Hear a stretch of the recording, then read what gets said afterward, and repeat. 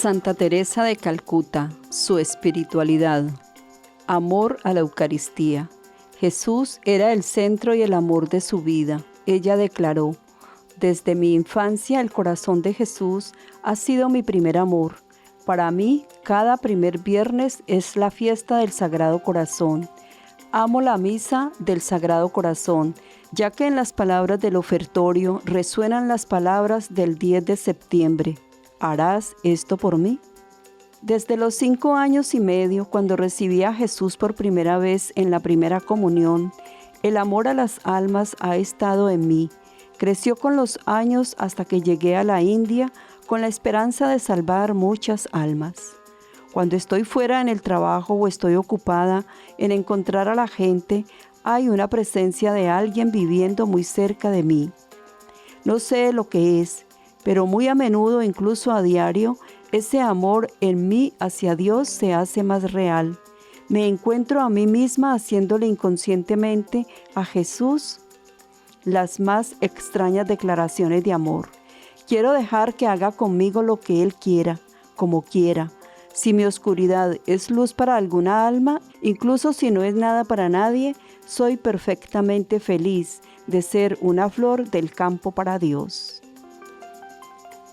Una hermana declaró: la madre recibía la Sagrada Comunión diariamente con una devoción tremenda. Cuando algunos días se celebraba una segunda misa en la casa madre, trataba siempre de asistir, aunque estuviese muy ocupada. En semejantes ocasiones la oí decir: qué hermoso haber recibido 2 veces a Jesús hoy. La profundísima reverencia de la Madre hacia el Santísimo Sacramento era un signo de su profunda fe en la presencia real de Jesús bajo las apariencias de pan y vino. Su actitud de adoración, gestos tales como las genuflexiones, incluso con ambas rodillas en la presencia del Santísimo Sacramento expuesto, y esto hasta bien entrada en años, su manera de arrodillarse y juntar las manos, su preferencia por recibir la Sagrada Comunión en la lengua, todo ello testimoniaba su fe en la Eucaristía. En las constituciones de la congregación estableció una hora diaria de adoración a Jesús Eucaristía. Ahí se dice: nuestra hora diaria de adoración al Santísimo Sacramento expuesto nos da la oportunidad de estar a sus pies en comunión con el Señor al que pertenecemos. En una carta al padre Van der Piet le escribía: todos los días hago mi hora santa de adoración eucarística con Jesús inmediatamente después de la misa, de modo que puedo tener 2 horas con Jesús antes de que la gente y las hermanas empiecen a ocuparme. Dejo que Él me ocupe primero. Repetía esta oración: Jesús, yo creo en tu amor fiel hacia mí. Yo te amo en unión con todas las misas ofrecidas en todo el mundo. Yo te ofrezco mi corazón. Hazlo manso y humilde como el tuyo. Para ella, la misa era la oración del día por excelencia. Su amor a Jesús era tan grande que toda su vida estaba entretejida en su amor a Jesús Eucaristía. Cada vez que se abría una nueva casa y se instalaba un nuevo sagrario, se sentía inmensamente feliz. El año 1975 celebró las bodas de plata fundando 25 nuevas comunidades y dándole a Jesús 25 nuevos sagrarios. Beirut fue la número 25. Amor a la Virgen María. Desde niña, su madre le enseñó a rezar el rosario y lo rezaba en casa o en la iglesia parroquial. También desde niña iba con su madre al santuario mariano de Létnica, donde por medio de María descubrió su vocación misionera. Las casas de la congregación las consagraba al Inmaculado Corazón de María y estableció en las constituciones: nuestra congregación está dedicada al Inmaculado Corazón de María, causa de nuestra alegría y reina del mundo, porque nació a su pedido y a través de su continua intercesión creció y continúa creciendo. Una de sus frases favoritas era: todo por Jesús, todo a Jesús por medio de María.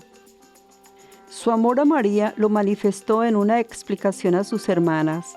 Les decía: se nos enseña a amar y a rezar el rosario con gran devoción.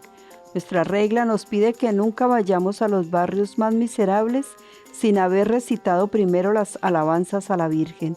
Por eso tenemos que decir el rosario en las calles y en los agujeros oscuros de los barrios pobres. Aférrense al rosario como la enredadera se aferra al árbol, porque sin Nuestra Señora no podemos mantenernos. Iremos de dos en dos, rezaremos el rosario en las calles, ayudándonos de esta forma a mantener el fervor y el celo apostólico y también para protegernos mutuamente. Otra manifestación importante de su amor a María fue su amor a sus imágenes y especialmente a la medalla milagrosa que repartía por miles. Luz Hergy manifestó que ella le dijo: «Estaba en Londres, teníamos necesidad de una casa. Las hermanas me recomendaron que sería oportuno comprar una determinada casa por muchas razones, pero allí vivía un hombre duro que no la quería vender en absoluto. Dije a las hermanas: tened fe, mañana iré a verle y besaré la medalla milagrosa de la Virgen y entonces todo será más fácil». Por la mañana lo hizo así. Al mediodía aquel señor vino a verme y me dijo: «Quiero vender mi casa y quiero además que sean ustedes las que la compren». El precio era exacto al nuestro. Esta es obra de la Virgen. Durante su estancia en Rusia, decidió recibir un niño con grave discapacidad. Se llamaba Andrés y, según el informe médico, no tenía posibilidades de sobrevivir. No podía caminar y se arrastraba por el suelo. Al principio Andrés parecía un niño malo. Las hermanas tuvieron conocimiento de haber sido maltratado y abandonado por su madre natural. Fue operado y la Madre Teresa le dio una medalla milagrosa para que la llevara al cuello, diciéndole que desde ese momento la Virgen María sería su madre. El niño no cesaba de besar la medalla. Andrés mejoró de tal manera que fue adoptado por una familia de Novosibirsk y llegó a ser un monaguillo del obispo. Después fue a estudiar a la universidad.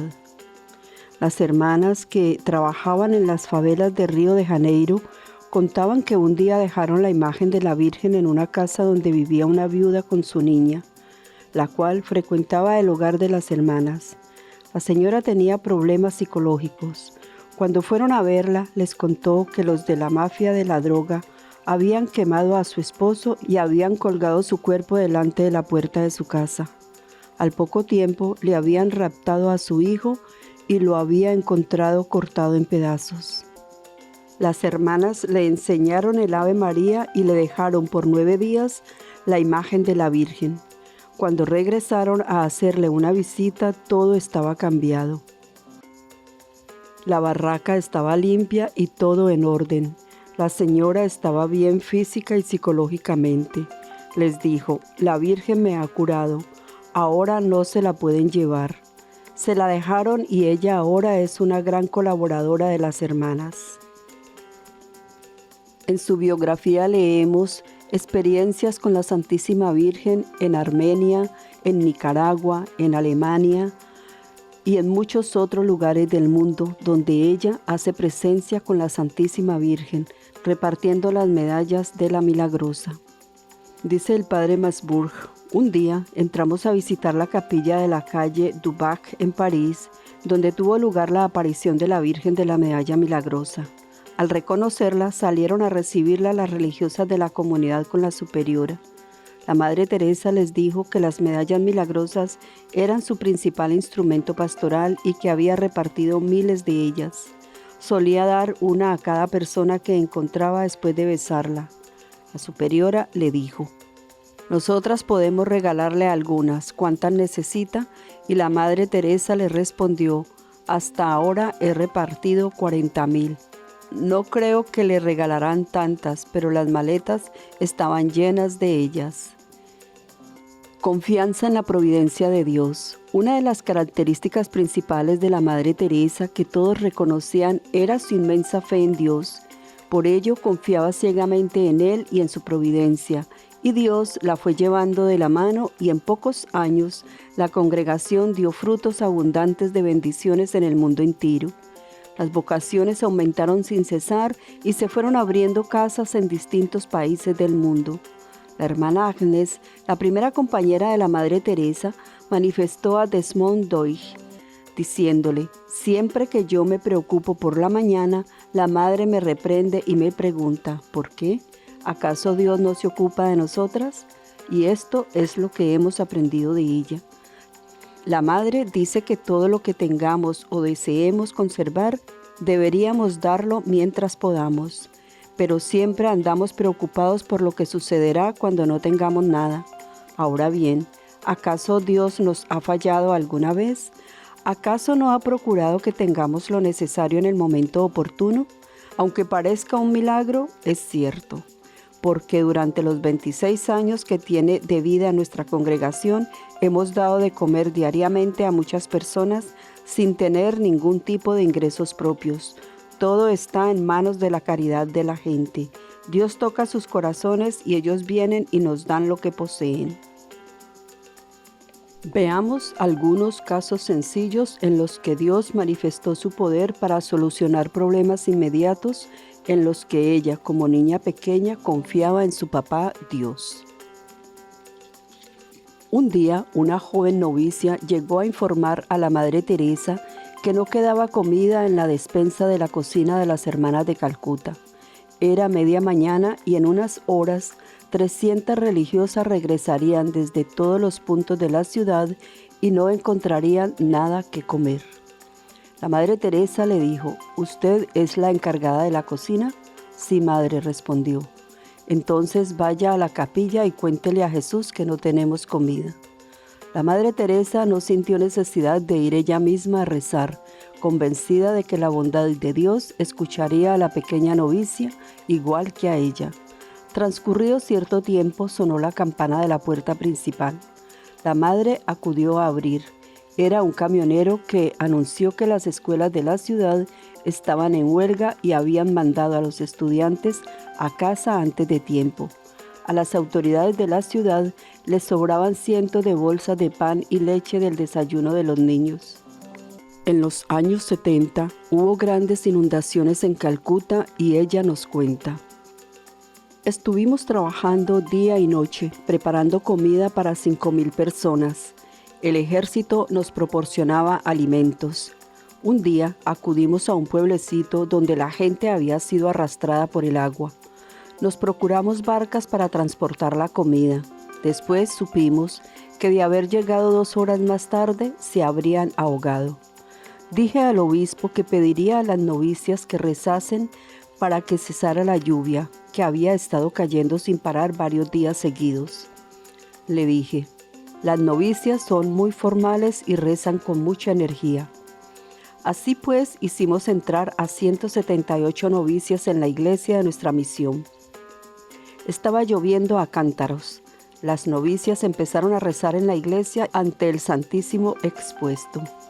Al poco rato salí a la puerta de la iglesia y miré. La lluvia había cesado y sobre nuestras cabezas vislumbré un trozo de cielo azul. Sí, creo en los milagros. En una ocasión, el padre Henry le pidió a la Madre Teresa que le diera algo de dinero para imprimir unas hojas volantes de San José. Ella registró la casa y solo encontró 2 rupias y se las dio. Cuando se iba el padre, recordó que le habían dado una carta para la Madre Teresa. Ahí encontró un donativo de 100 rupias. Su generosidad había quedado ampliamente recompensada. En otra ocasión, las hermanas se pusieron a hacer un colchón para una chica que acababa de entrar y no tenía algodón suficiente. La Madre Teresa ofreció su almohada, pero entonces se presentó un inglés en la puerta con un colchón bajo el brazo. Se iba al día siguiente a Inglaterra y había pensado en que las misioneras de la caridad podrían aprovechar ese colchón. Al comentar este incidente, la Madre Teresa dijo: igual podía haber ocurrido al día siguiente o el día anterior, pero no. Dios, en su providencia, había enviado al extranjero en el preciso momento en que se necesitaba el colchón. Ella nos dice: un día recogimos a 2 personas que los gusanos se habían comido vivas. La agonía de la cruz estaba en sus rostros. Qué terrible es la pobreza si uno no es amado. Después de ponerles cómodos, el anciano pidió un cigarrillo y qué bueno es Dios. En mi bolsa había 2 paquetes de los mejores cigarrillos. Un hombre rico me los dio esa mañana en la calle. Dios pensaba en el deseo de aquel anciano. En 1971, la madre hizo una visita a Inglaterra para establecer allí el noviciado. Encontró una casa apropiada por un precio de 9,000 libras esterlinas, pero ella insistió que lo máximo que podía pagar era 6,000. Como solía hacer cuando encontraba una casa apropiada, arrojó una medalla milagrosa en el jardín de la propiedad y cuando volvió a visitar la casa, el agente inmobiliario le dijo que aceptaba las 6,000 libras porque le gustaba la idea de que la casa se llenara de amor. Recorrió algunas partes de Inglaterra hablando de que quería construir un noviciado para sus hermanas y la gente empezó a darle dinero que echaba en una bolsa que llevaba. Cuando contó el dinero, comprobó que la suma ascendía a 5,995 libras esterlinas y se pudo comprar la casa. El padre Langford declaró que en uno de sus viajes internacionales viajaba con la Madre Teresa en un vuelo de KLM de Roma a Ámsterdam y Nueva York. La madre le habló del hogar, casa para los niños desamparados, niños huérfanos de Calcuta. Un día, las hermanas angustiadas buscaban una medicina fabricada solo en Suiza. Uno de los niños estaba gravemente enfermo y necesitaba esa medicina particular. Sin tiempo para encargarla al extranjero, preguntaron a la Madre Teresa qué podía hacer. Justo entonces, una de las hermanas llegó con un paquete de medicinas donadas que acababa de llegar. La Madre Teresa lo abrió y allí, en medio de un montón de frascos y cajitas, estaba la medicina que el niño necesitaba. Después de terminar su relato, con el orgullo que una niña podría tener al celebrar los grandes logros de sus padres, se giró hacia mí y me dijo: ¿no ve cómo nos quiere Dios?